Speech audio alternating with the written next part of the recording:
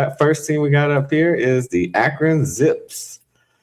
They are. So Akron last year, like I said, with their record, ended up going 5-7, but they was 4-4 in the conference. They was. Mm-hmm. They have had 4 straight losing seasons, so hopefully they can get that back on track.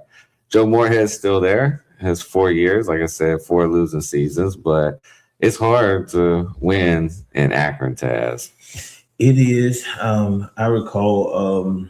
Was it Terry Bowden? I think he went there for a brief stint also. Mm-hmm.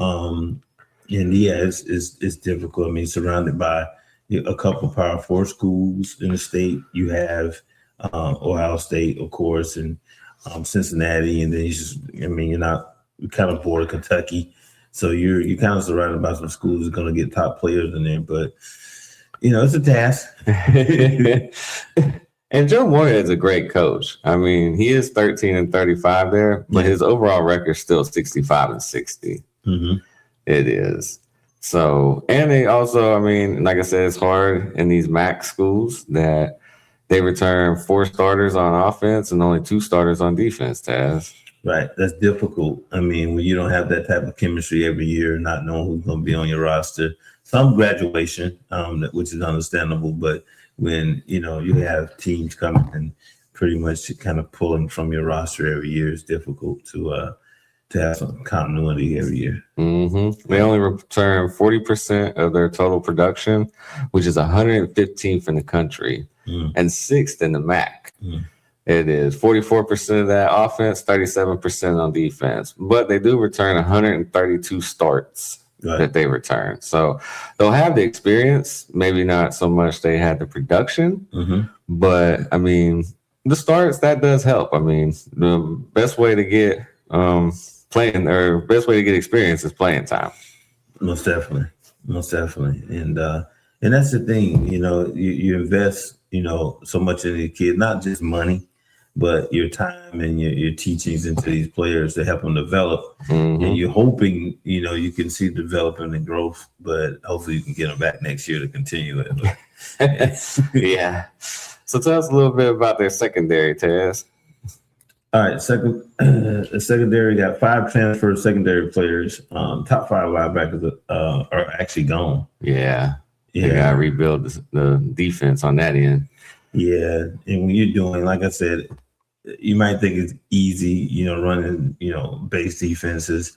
But when you have 5, guys coming in, you got to make sure your communication's good. Yeah. Because one blown coverage and he gone. Everybody's looking around with their hands up. Yeah. Continuity. It's hard to get that. It is.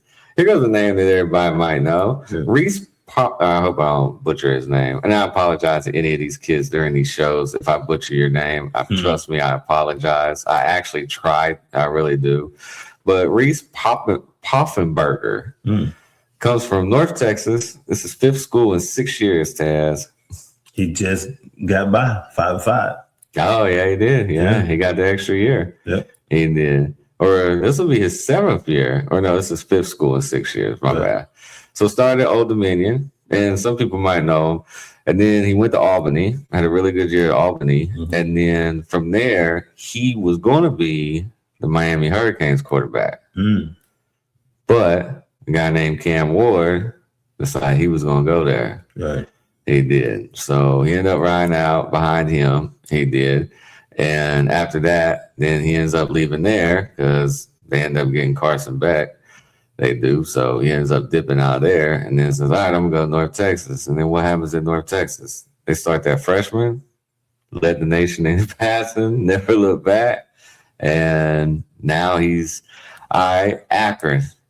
4 losing seasons, 5-7. I got to get my shot here. What can go wrong at Akron, right?